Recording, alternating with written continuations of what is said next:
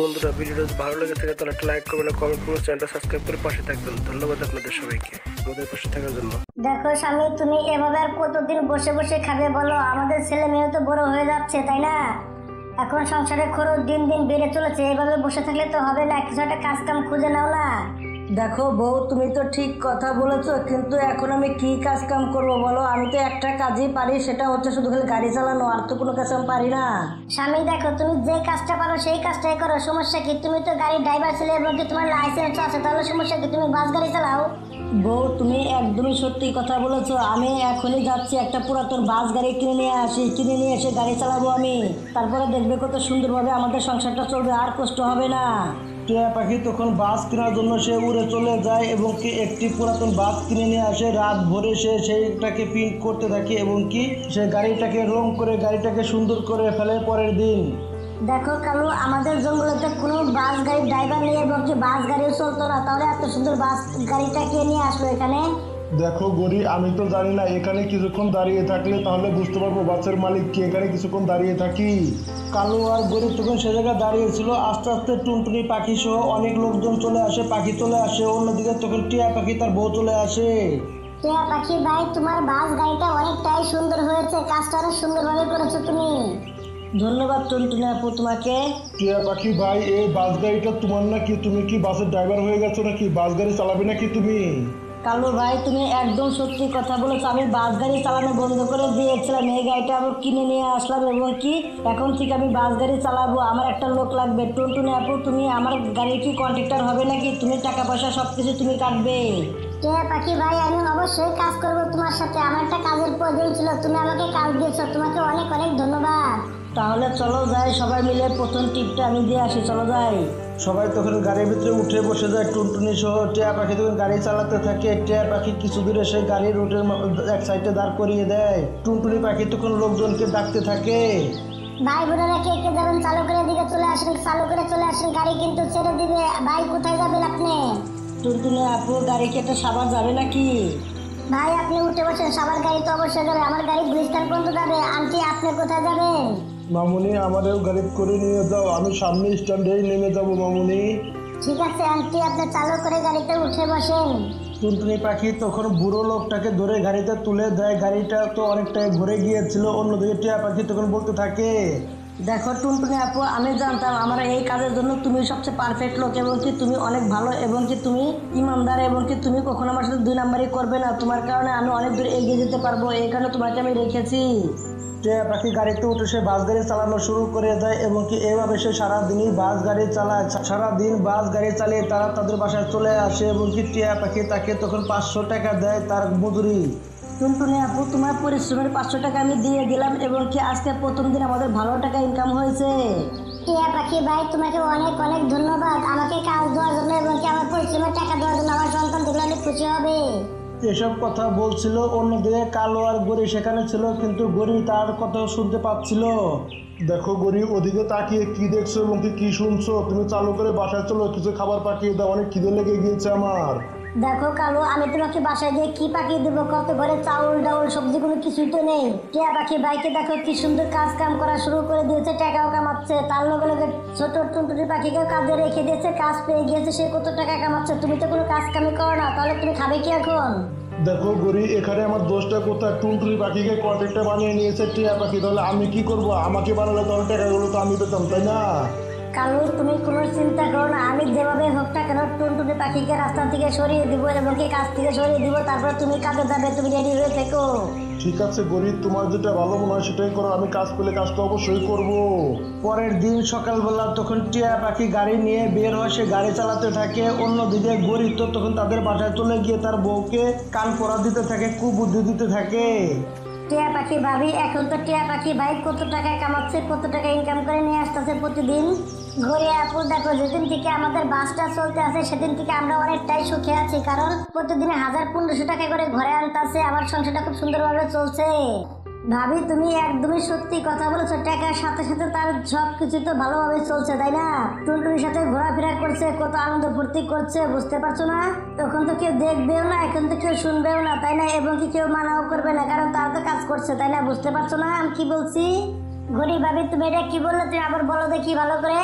আরে না কিছু না, আমি বলছিলাম কি দেখো আমার স্বামী তো কোনো ছেলে মানুষের সাথে কথাই বলতে দেয় না, এবং কি তোমার স্বামী একটি মেয়ে কন্ট্রাক্টরকে রেখেছে এবং কি তারা দুজনে কি সুন্দর হাসাহাসি গল্প করছে, তাদের সংসারটা খুব ভালোভাবে চলছে।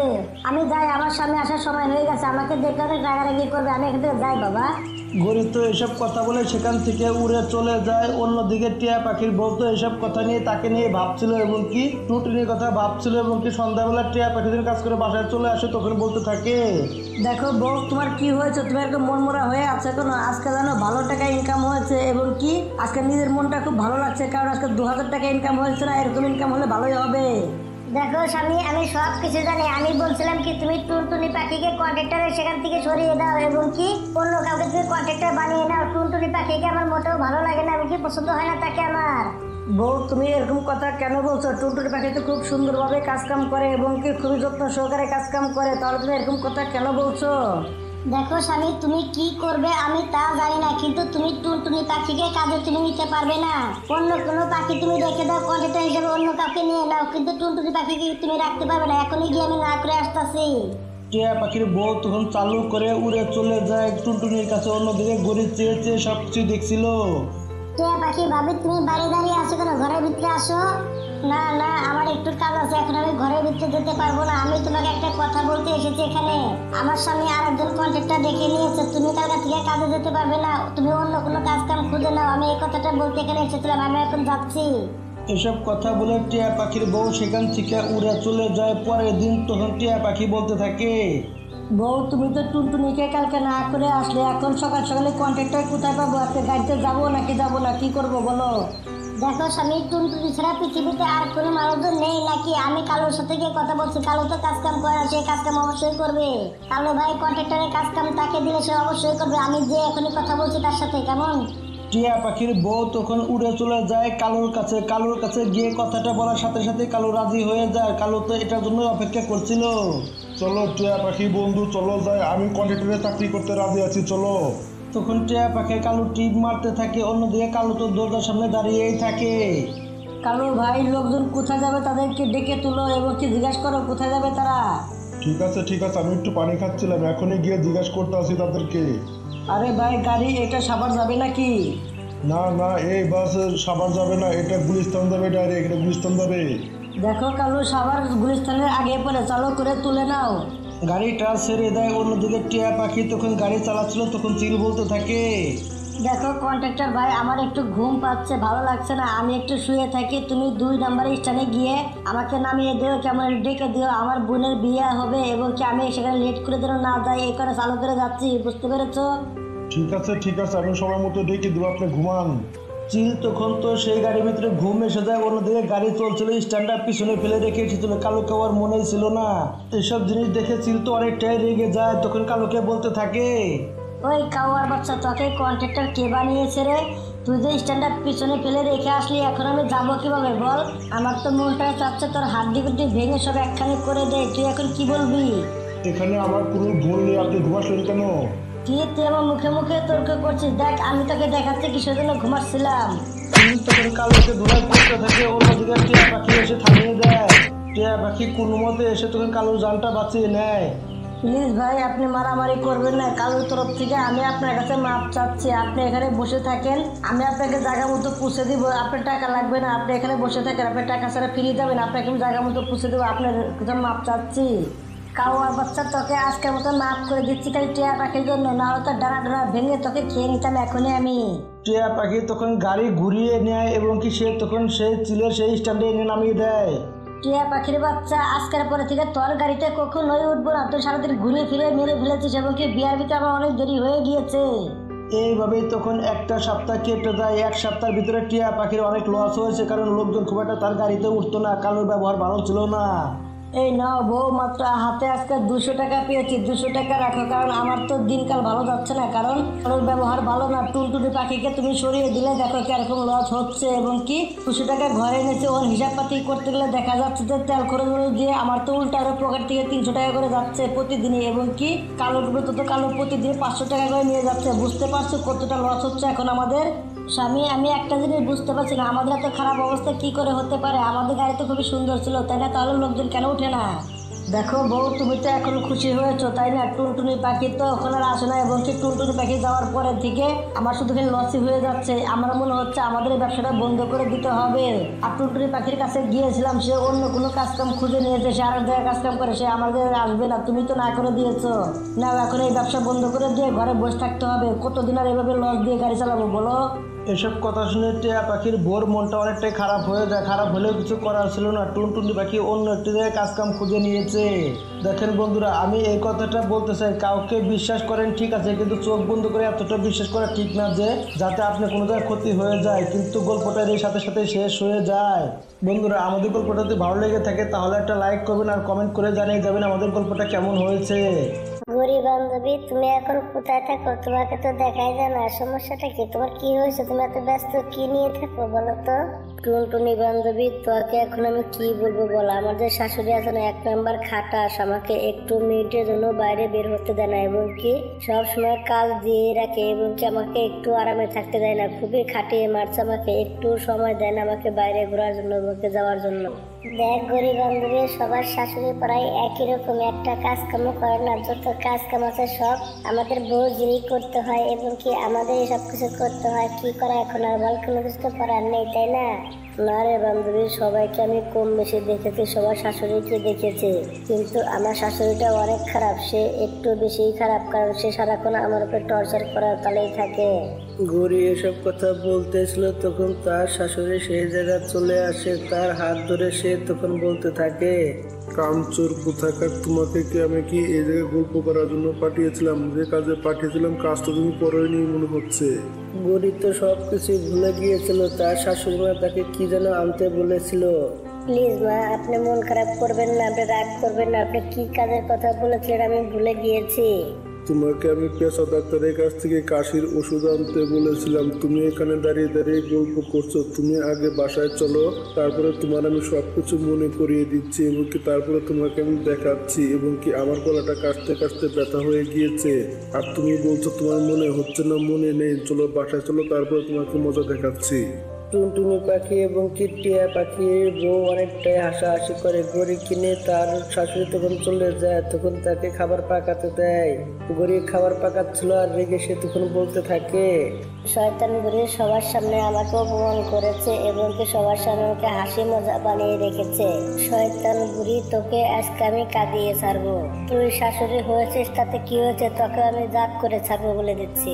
গড়ি তখন রেগে মেগে মরিচ বেশি করে দিয়ে দেয়, শুকনা মরিচের ফাঁকি, এবং কি তার শাশুড়িকে যখনই খেতে দেয়, তার শাশুড়ি খেয়ে তো অবস্থা খারাপ হয়ে যায়, কারণ তার ঠোঁট মুখ জ্বলে পুড়ে খার হয়ে যাচ্ছিল। সে তখন বলতে থাকে, হাই হাই রে, শেষ হয়ে গেলাম রে, কত ঝাল দিয়েছে রে, আমি মরে গেছি রে। গরিব বৌমা, তুমি চালু করে পানি নিয়ে আসো, আমি শেষ হয়ে গেলাম, চালু করে পানি নিয়ে আসো, এত জাল দিয়েছে রে। গড়ি চালু করে মার জন্য পানি নিয়ে আসো, তাকে অনেক ঝাল হয়েছে, মা তো ঝালে মরে যাচ্ছে, চালু করো গড়ি, পানি নিয়ে আসো চালু করে মার জন্য। গড়ি তো রান্নাঘরে গিয়ে গ্লাসে পানি ভরে সে দাঁড়িয়ে থাকে, ইচ্ছা করে দেরি করতে থাকে। এদিকে তো গড়ির শাশুড়ির অবস্থা খুবই খারাপ হয়ে গিয়েছিল, ঝালে তো তার চোখ মুখ শুদ্ধ লাল হয়ে গিয়েছিল। গরিব বৌমা, কোথায় গেলে? চালু করে পানি নিয়ে আসো, চালু করে পানি নিয়ে আসো, আমি শেষ হয়ে গেলাম, চালু করে পানি নিয়ে আসো। না, ঘরে পানি শেষ হয়ে গেছে, আপনি 2টা মিনিট দেরি করেন, আমি নদীর থেকে পানি নিয়ে আসছি। আমি পানি নাই, তাহলে আমি কি করবো বলেন? পানি নিয়ে আসতেছে এখন আমি নদীর থেকে। থাক বৌমা, তোমার আর পানি আনতে হবে না, আমি নদী থেকে নিজে খেয়ে নিবো। হাই হাই রে, কত মরিচ দিয়েছে রে, শেষ হয়ে গেলাম রে, আমার ঠোঁট মুখ জ্বলে পড়ে যাচ্ছে। গৌরীর শাশুড়ি তখন নদীতে গিয়ে সে তখন সেখানে গিয়ে পানি খায়, এবং তার ঠোঁট অনেকক্ষণ পানিতে ডুবিয়ে রাখে। তখন সে বাসায় এসে বলতে থাকে, কালু বাবা, তোর বউ তো মনে হয় পাগল হয়ে গিয়েছে, এত জাল কেউ দেয় খাবারের ভিতরে? শয়তান গরিব, তোমার আক্কেল জ্ঞান কবে হবে? বৌমা, তুমি কি পাগল হয়ে গেছো নাকি? এত ঝাল কেউ দেয় খাবারের ভিতরে? আর তো মরে যেতাম আমি। দেখো গরিব, তোমাকে আমি বলে দিচ্ছি, আজকে তুমি ভুল করেছো, ভুল করে পড়ে গিয়েছে, সামনেবার এরকম যেন না হয়, না হলে কিন্তু তোমার অবস্থা খারাপ করে দিব। মনে দেখো, সে কিন্তু মুরগি মানুষ, এত জাল সে খেতে পারে না, তুমি বুঝতে পারছো কি বলছি? দেখো কালু, আমি সরাসরি বলে দিচ্ছি, রান্না বান্না করলে কম বেশি হতেই পারে, এবং কি তোমাদের যদি এত সমস্যা হয় তাহলে তোমরা নিজেরা পাকিয়ে খাও, আমি পাকাতে পারবো না। রান্না বান্না করলে কম বেশি লবণ মরিচ হতেই পারে। গরির শাশুড়ি তো এমনিতে রেগেছিল, এই কথা শুনে আরো সে রেগে যায়। তখন সে লাঠি উঠিয়ে গরিকে মারা শুরু করে দেয়। তার মানে তুই কালকেও হলুদ মরিচ বেশি করে দিবি, খারাপ তোকে আমি ইচ্ছামতো ধুলাই করবো, তোর ঠিক হয়ে যাবে, সোজা হয়ে যাবে একদম। তুই আর লবণ মরিচ কখনোই বেশি দিবি না। কালুর মতো গরিকে মেরে তার বাসায় গিয়ে সে শুয়ে পড়ে। তখন কালু তার মার জন্য খিচুড়ি পাকিয়ে নিয়ে এসে তার মাকে খাইয়ে। তখন গরিব তো সব জিনিস দেখে অনেকটাই রেগে যায়। এইভাবে রাতটা তখন কেটে যায়। পরের দিন গরিব তার মার কাছে গিয়ে সবকিছু বলে দেয়। সে কান্না করতে থাকে। দেখো মা, ওই বুড়ির বাসায় আমি আর যাব না মা। আমার স্বামী ভালো না, আমার শাশুড়ি ভালো না মা। ওই বুড়ি বেটি তো আমাকে লাঠি দিয়ে মেরে কি অবস্থা করে দিয়েছে মা। ওই বাসায় আমি আর যাব না, এখন থেকে আমি এখানেই থাকবো মা। দেখ মামনি, তোর শাশুড়ি অনেক চালাক, অনেক খারাপ সেই ব্যক্তি। এবার যদি তুই এখানে থাকা শুরু করে দিস আমার কাছে, তাহলে তোর স্বামীকে অন্য কোনো জায়গায় বিয়ে করিয়ে দিবি। পরে তুই কোথায় থাকবি, মানুষ তোকে খারাপ বলবে। মামনি, তোমাকে তো যেতেই হবে তোমার শ্বশুর বাড়ি। বুঝতে পেরেছ আমি কি বলছি? দেখো মা, ওই বুড়ি বেটি যদি ওই বাসায় না থাকতো তাহলে আমি তো আরাম মতো বাসায় থাকতে পারতাম মা। ওই বুড়ি বেটি অসুখে পড়ে না, কোনোদিকে যায়ও না এবং কি মরেও না, খুব কষ্টে পেটে আছে মা। ওই বাসায় থাকা আমার কোনো দুর্ঘটনার মতো হয়ে গিয়েছে মা। ওই বেটি মরে গেলে তাও শান্তি হতো মা, আমি তো একটু শান্তিতে থাকতে পারতাম। আমার স্বামীটাও তার কথা ছাড়া কোনো কিচ্ছু করে না। দেখ মামনি, আমার কাছে একটা বুদ্ধি আছে। একটি টিয়া পাখি বাবা এই জায়গায় চলে এসেছে, সে অনেক ভালো, সবারই সহযোগিতা করে। চল যাই, তার কাছে যাই, চল। তারা মা বেটি দুজন মিলে সেই টিয়া পাখি বাবার কাছে চলে যায়। সেই টিয়া পাখি বাবাটি নদীর পাড়ে বসবাস করত। টিয়া পাখি বাবা, দেখেন আমার মেয়েটাকে তার শাশুড়ি মেরে কি করেছে, মাথা ফাটিয়ে দিয়েছে। প্লিজ টিয়া পাখি বাবা, আপনি একটু সহযোগিতা করেন আমাদেরকে। দেখেন টিয়া পাখি বাবা আমাকে মেরে কি করেছে। সে যদি এইভাবে আমার উপর অত্যাচার করতে থাকে তাহলে তো আমি মারা যাবো। তার কাছ থেকে মুক্তি চাইছি। মামনি, তুমি কিভাবে মুক্তি চাও তার কাছ থেকে বলো। দেখেন বাবা, আমি চাইছি আমার শাশুড়ি মরে যাক এবং কি তার থেকে আমি মুক্তি চাই। সে মরে গেলে আমি মুক্তি পাবো, না হলে আমি শান্তি পাবো না সেই বাসায়। ঠিক আছে মামনি, তুমি এই বিষাক্ত আঙ্গুর ফলগুলো নিয়ে যাও। তুমি এই আঙ্গুর ফলগুলো তোমার শাশুড়িকে প্রতিদিন একটা করে খাওয়াবে, যে তোরে মরে না যায়। আর এবং কি তুমি তোমার শাশুড়ির সাথে খুবই ভালো ব্যবহার করবে এবং কি তাকে খুব সুন্দর সুন্দর ভালো সুন্দর সুন্দর খাবার তোমার শাশুড়িকে তুমি পাকিয়ে খাওয়াবে, তোমার শাশুড়ি যেন বুঝতে না পারে। এবং কি তোমার শাশুড়িকে এই আঙ্গুর ফলগুলো খুবই সাবধানের সাথে খাওয়াবে, কথাটা মাথায় রেখো। বাবা, আপনাকে অনেক অনেক ধন্যবাদ আমাকে সহযোগিতা করার জন্য। দ্বিতীয়বার যখন আসবো আপনার জন্য অনেক কিছু নিয়ে আসবো, গিফট এবং অনেক কিছু নিয়ে আসবো আপনার জন্য। এসব কথা বলে তারা দুজন সেখান থেকে চলে আসে। গরিব তো তার শ্বশুর বাড়ি উড়ে যেতে থাকে, গিয়ে সুন্দর সুন্দর খাবার পাকিয়ে তার শাশুড়িকে খাওয়াতে থাকে, তার মনটা ভালো করার চেষ্টা করে। বাহ বাহ, খাবারটা খুবই মজা হয়েছে। আমার গরিব বৌমা তো ভালোই পাকাতে পারে। কালকে মরিচ বেশি দিয়ে পাকিয়েছিল, মুখটা ঝালে পুড়ে গিয়েছিল। আজকে ক্ষীর পাকিয়ে দিয়েছে। বাহ, কতই না ভালো হয়েছে। আমার বৌমা মনে হয় ভালোই রান্না করতে পারে। খুবই ভালো হয়ে গিয়েছে, আমার বৌমা মনে হয় ভালো হয়ে গিয়েছে। গরিব শাশুড়ি তো অনেকটাই খুশি হয়ে যায় ক্ষীর খেয়ে এবং সে মুসকে মুসকে হাঁটতে থাকে। রাত্রেবেলা গরিব তো তার হাত পা টিপে দিচ্ছিল, তখন বলতে থাকে, গরিব বৌমা, অনেক রাত হয়েছে, যাও তুমি শুয়ে পড়ো। যাও বৌমা, তুমি অনেক কাজ কাম করেছো। আরে মা, আমি তো একটা জিনিসের কথা ভুলে গিয়েছিলাম। আমি বাসায় থেকে তো তোমার জন্য আঙ্গুর ফল নিয়ে এসেছিলাম, তোমাকে দিতে ভুলে গেছি। খারাপ মা, তোমাকে আঙ্গুর ফলগুলো এনে দিচ্ছি আমি। গরিব তখন আঙ্গুর ফলগুলো দিলে আঙ্গুর ফলগুলো তার শাশুড়ি খুবই সুন্দরভাবে খেয়ে তখন বলতে থাকে, বৌমা, আমার পেটটা ভরে গিয়েছে, এ কটা থাকলে আমি কালকে খাবো, সমস্যা নেই। তুমি গিয়ে শুয়ে পড়ো, অনেক রাত হয়েছে। বৌমা, সারাদিন তুমি অনেক কাজ কাম করেছো। এখন তাদের সংসারটা খুবই সুন্দরভাবে চলছিল এবং কি গরিব খুব শান্তি মতো ছিল। একদিন গরিব তখন পানি আনতে চলে যায় নদীর পাড়ে এবং কি সেই জায়গায় তখন টিয়া পাখির বউর সাথে দেখা হয়। তখন টিয়া পাখির বউ তখন বলতে থাকে, গরি, আজকেও তুমি কি কিছু ভুলে গিয়েছো নাকি? না হলে সেদিনকে মতো তোমার শাশুড়ি তোমার সাথে আবারও রাগারাগি করবে। মনে করো, দেখো কিছু ভুলে গিয়েছো নাকি? গরিব শাশুড়ি তো পিছন থেকে সবে শুনছিল, তখন সে বলতে থাকে, দেখো টিয়া পাখির বউ, তোমাকে আমি ভালো মতো বলে দিচ্ছি। আমার গরিব বৌমাকে তুমি যদি উল্টাপাল্টা কোনো কথা বলেছো, তোমার হাড্ডি পিড্ডি ভেঙে একবার হাতে ধরিয়ে দেবো বলে দিলাম। আমার বৌমা অনেক ভালো, অনেক বুদ্ধিমান, অনেক কাজ কাম করতে পারে, ভালো ভালো কাজ কাম করে। বৌমা, তুমি চলো, এসব ফালতু লোকের কথা শুনো না তো, চলো যাই এখান থেকে, চলো। গরিব তখন তার ভুল বুঝতে পারে এবং কি তার শাশুড়ি অনেকটাই ভালো। তখন সে উড়ে চলে যায় সে তান্ত্রিক টিয়া পাখির কাছে। সে তখন গিয়ে বলতে থাকে, প্লিজ টিয়া পাখি বাবা, আমার শাশুড়ি অনেক ভালো, আমার শাশুড়িটাকে বাঁচিয়ে দিন, যে কোনো মূল্য হোক বাঁচিয়ে দিন। তুমি তো মরার কথা বলেছিলে, তোমার শাশুড়িকে মারতে চাও তাই না? তাহলে তুমি এখন তাকে কেন বাঁচাতে চাইছো? তোমার শাশুড়ি তো বাঁচবে না, এখন খুব সহজে মরে যাবে। টিয়া পাখি বাবা, আমার অনেক বড় ভুল হয়ে গেছে। আমি আগে থেকে বুঝতে পারিনি আমার শাশুড়ি অনেক ভালো। আমার ভুলের কারণেই আমার শাশুড়ি আমার উপরে হাত তুলতো, এখন আমি বুঝতে পেরে গেছি। প্লিজ টিয়া পাখি বাবা, যে কোনো মূল্যে হোক না কেন আমার শাশুড়িকে আপনি বাঁচিয়ে দিন। গড়ি তখন কাঁদতে থাকে, সেখানে দাঁড়িয়ে দাঁড়িয়ে টিয়া পাখি তখন বুঝতে পেরে যায় সে ভালো হয়ে গিয়েছে। দেখো গড়ি, তোমার শাশুড়ির কোনো কিচ্ছু হবে না। সেটা কোনো বিষাক্ত আঙ্গুর ফল ছিল না, সেটা সাধারণ আঙ্গুর ফল ছিল। তোমাকে ভালো করার জন্য তোমার মাই আমাকে এই বুদ্ধি দিয়েছিল। বুঝতে পেরেছো আমি কি বলেছি? তুমি আর কান্নাকাটি করো না, চুপ হয়ে যাও। টিয়া পাখি বাবা, আপনাকে অনেক অনেক ধন্যবাদ। আমাকে আমার ভুল বুঝিয়ে দেওয়ার জন্য আপনাকে অনেক অনেক ধন্যবাদ। আমি বাসায় চলে যাচ্ছি এখনই।